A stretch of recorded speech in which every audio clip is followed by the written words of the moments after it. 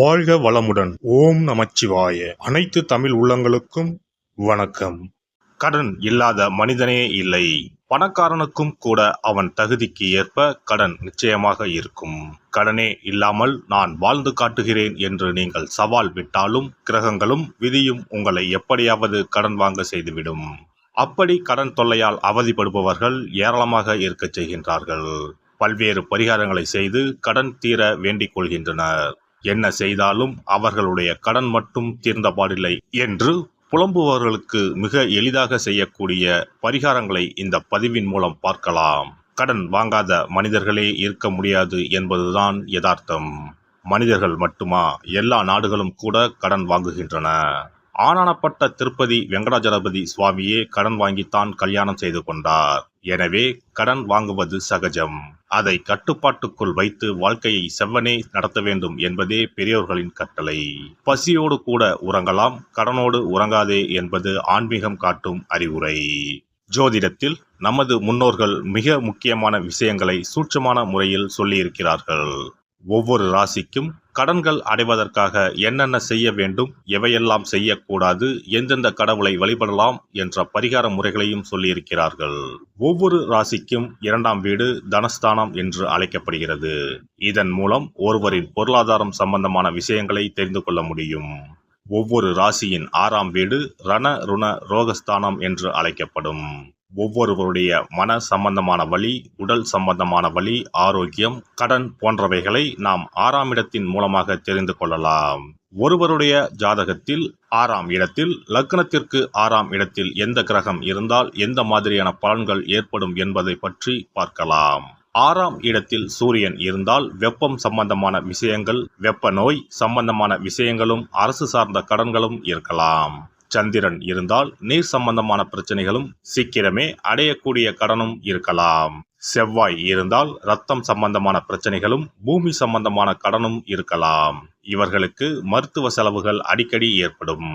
புதன் இருந்தால் நரம்பு சம்பந்தமான பிரச்சனைகளும், பணம் சம்பந்தமான பிரச்சனைகளும் இருக்கலாம். குரு இருந்தால் வயிறு சம்பந்தமான பிரச்சனைகளும், தெய்வ கடன் சம்பந்தமான விஷயங்களும் இருக்கலாம். சுக்கிரன் இருந்தால் மறைவிடங்களில் பிரச்சனைகளும், கொடுக்கல் வாங்கலில் சில சிரமங்களும் இருக்கலாம். சனி இருந்தால் முழங்கால், முழங்கை, இடுப்பு சம்பந்தமான இடங்களில் பிரச்சனைகளும், பூமி சம்பந்தமான இடங்களில் பிரச்சனைகளும் இருக்கலாம். ராகு இருந்தால் முகம் சம்பந்தமான பிரச்சனைகளும், பூர்வீக வழியில் சொத்துக்கள் பிரச்சனைகளும் இருக்கலாம். கேது இருந்தால் ஞாபக மறதி சம்பந்தமான விஷயங்களில் சிறிது இரக்கங்களும், கையிருப்பு சம்பந்தமான பிரச்சனைகளும் ஏற்படும். இனி உங்கள் ராசிக்கான கடன் தொல்லை நீக்கும் வழிபாடுகள் என்ன, ஆன்மீகம் காட்டும் பரிகாரங்கள் என்னென்ன, செல்ல வேண்டிய ஸ்தலம் என்ன என்பதனை பற்றி காண்போம். உங்கள் வாழ்வில் கடன் அடைந்து வளமும் நலமும் செல்வ செழிப்பும் பெற்று வாழ்வில் உயரிய நிலையை அடைய எல்லாம் வல்ல எம்பெருமானை வேண்டி விரும்பி கேட்டுக்கொள்கிறேன். மகர ராசி. மகர ராசி என்பது காலபுருஷ தத்துவத்தில் 10வது ராசியாக உள்ளது. மகர ராசியின் அதிபதி சனி பகவான் ஆவார். தனவாக்கு குடும்பாதிபதியும் சனி பகவானே. ரண ருணாதிபதி புதன் பகவான் ஆவார். இவர்கள் எந்த ஒரு சூழ்நிலையிலும் வாதாடும் திறமை உள்ளவர்கள். இயற்கையாகவே சட்ட நுணுக்கங்களையும் அடுத்தவர்களுடைய குணநலன்களையும் எடை போடுவதில் வல்லவர்கள். வாக்கு ஸ்தானாதிபதியும் ராசிநாதனாக வருவதால் சுயம்புவாக வாழ்க்கையில் முன்னேறுபவர்கள். தன்மான உணர்ச்சி அதிகமாக உடையவர்கள். தொழில் செய்வதை விட வேலைக்கு செல்வதே இவர்களுக்கு நல்லது. ராசி அதிபதியே தனவாக்கு குடும்பஸ்தானாதிபதியும் ஆகிறார். எனவே பொருளாதார நிலை பொறுத்தவரை சிறப்பாகவே இருக்கும். சிக்கனமாக இருப்பார்கள். அனாவசிய ஆடம்பர செலவுகளை செய்ய மாட்டார்கள். குறைந்த வருமானம் வந்தாலும் நிறைவான வாழ்க்கையை ஏற்றுக்கொள்வார்கள். சரராசியில் பிறந்த இவர்களுக்கு சுக லாபாதிபதி செவ்வாய் பகவான் ஆவார். எனவே இரத்தம் சம்பந்தமான உறவுகளுக்கு அதிகமாக செலவு செய்வார்கள். பொருளாதாரத்தில் இவர்களுக்கு சரிவு அவ்வளவாக இருக்காது. வரவும் செலவும் சரியாக இருக்கும். தொழில் செய்வதை விட வேலைக்கு சென்றால் இவர்களுக்கு செல்வம் சேரும். தொழில் ஸ்தானம் வலுத்திருக்கும் பட்சத்தில் தொழிலில் நல்ல லாபம் கிடைக்கும். இவர்கள் வளர்பிறையில் செவ்வாய் வியாழன் ஆகிய நாட்களிலும், தேய்பிறையில் செவ்வாய் வெள்ளி ஆகிய நாட்களிலும் கடன் கொடுப்பது வாங்குவதை தவிர்ப்பது நன்மை தரும்.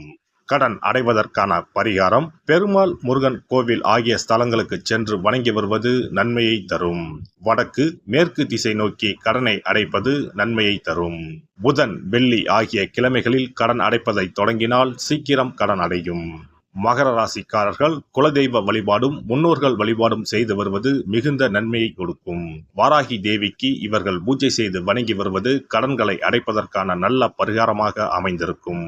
புதன் மற்றும் சுக்கிரன் ஹோரைகளில் இவர்கள் இதை செய்வது நல்ல மாற்றத்தை கொடுக்கும். செல்ல வேண்டிய ஸ்தலம் திருநீர்மலை அரங்கநாத பெருமாள் கோவிலுக்கு சென்று ரங்கநாத பெருமாளை தரிசித்து வாருங்கள். இத்தலம் சென்னை பல்லாவரத்திலிருந்து 8 கிலோமீட்டர் தொலைவில் மேற்கே உள்ளது. சிறப்பு வழிபாடு. குலதெய்வ வழிபாடு குறைகளை தீர்க்கும். முந்தைய வினைகளின் காரணமாக உண்டான கடன் தொல்லைகளிலிருந்து மீள குலதெய்வ வழிபாடு உங்களுக்கு துணை செய்யும். 3 பௌர்ணமிகள் தொடர்ந்து குலதெய்வ வழிபாடு செய்து வந்தால் கடன் தொல்லை படிப்படியாக குறையும். ஆண்டுக்கு ஒரு முறையாவது கட்டாயம் குலதெய்வ கோவிலுக்கு சென்று வர வேண்டும். குலதெய்வ கோவில் தூரமாக இருப்பவர்கள் அல்லது குலதெய்வமே தெரியாதவர்கள் 5 முக விளக்கு வைத்து நெய்யிட்டு தீபமேற்றி முடிந்த அளவு படையலிட்டு வழிபட வேண்டும். இப்படி 9 பௌர்ணமிகள் வழிபட்டு வந்தால் கட்டாயம் கடன்கள் அடைபடும். அது மட்டுமின்றி வரவேண்டிய கடன் பாக்கி இருந்தாலும் வசூலாகும். சங்கடங்கள் தீர்க்கும் சக்கரத்தாழ்வார் வழிபாடு. சனி மற்றும் புதன் கிழமைகளில் பெருமாள் கோவிலுக்கு சென்று அங்குள்ள சக்கர தாழ்வாரை தரிசித்து மனமுருகி வேண்டுங்கள். பிறகு அவரை 12 முறை வலம் வந்து வழிபடுங்கள். துளசி மாலை சாற்றி வேண்டிக் கொள்ளுங்கள். நிச்சயம் கடனால் உண்டான சங்கடங்கள் நீங்கும். கோமாதா வழிபாடு குறைகளை தீர்க்கும். செல்வத்தின் அம்சமான கோமாதாவின் வழிபாடு உங்களை நிச்சயம் காக்கும். காலையில் விழித்ததும் பசுமாட்டை காண்பது தீர்வு கொடுக்கும். மேலும் ஒரு முறையாவது பசுவுக்கு கீரையும் பழமும் கொடுப்பது நல்லது. திருமகள் உரையும் பசுவின் பின்புறத்தை தொட்டு வணங்குவதும் செல்வம் சேர வழி தரும். குளிகை நேரத்தில் வாங்கிய கடனில் ஒரு பங்கை அடையுங்கள். நிச்சயம் முழு கடனும் தீரும். அதுபோல குளிகை நேரத்தில் கடனே வாங்காதீர்கள். அடகு வைத்த நகைகள் வீடு வந்ததும் நன்கு சுத்தம் செய்து மஞ்சள் நீரில் போட்டு பூஜை அறையில் ஒரு நாள் வைத்த பிறகே உபயோகப்படுத்துங்கள். வீட்டை எப்போதும் சுத்தமாகவும் தெய்வ கடாட்சமாகவும் வைத்துக் கொள்ளுங்கள். திருமகள் தங்கும்படி உங்கள் சுற்றமும் செயலும் இருக்கும்படி பார்த்து கொள்ளுங்கள். கடன் தீரும் வரை பூஜை அறையில் மஞ்சள் பொடியால் அக்ஷயம் என்று எழுதி வாருங்கள். தோரண கணபதியை அன்றாடம் விளக்கேற்றி வழிபடுங்கள். சதுர்த்தி நாட்களில் நைவேத்தியம் சமர்ப்பித்து வழிபடுங்கள். நிச்சயம் கடன் தீரும். ருண விமோசன பைரவர் வழிபாடு கட்டாயமாக உங்களின் எல்லா கடன்களையும் தீர்க்க உதவும். அதுபோல பிரதோஷ வழிபாடு நிச்சயம் எத்தனை பெரிய கடன்களையும் படிப்படியாக தீர்க்க உதவும். அதுபோல பஞ்சமி தினத்தில் அம்பிகையை எண்ணி விளக்கேற்றி வழிபட்டால் கடன் பிரச்சனைகள் தீரும். வெண்கலம் அல்லது பித்தளை விளக்கு வாங்கி வசதியில்லாத சிவாலயத்துக்கு தானம் கொடுக்கலாம். செவ்வாய் பகவானின் திருவருள் இருந்தால் கடன் இல்லாத வாழ்க்கை அமையும். விரய செலவுகள் குறையும். எனவே செவ்வாய் தோறும் செவ்வாயின் அதிபதியான முருகப்பெருமானை வணங்கி வேண்டலாம். சஷ்டி கவசம் பாடி சஷ்டி விரதம் இருப்பதும் கடன் சுமைகளை அறவே ஒழித்துவிடும்.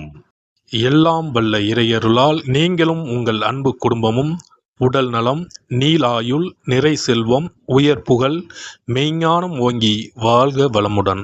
இந்த வீடியோ பதிவு உங்களுக்கு பிடித்திருந்தால் லைக் பண்ணுங்க, கமெண்ட் பண்ணுங்க, ஷேர் பண்ணுங்க. மறக்காம சப்ஸ்கிரைப் பண்ணுங்க. பக்கத்துல இருக்கிற பெல் பட்டனை கிளிக் பண்ணுங்க. நன்றி, வணக்கம். ஓம் நமச்சிவாய. சிவாய நம.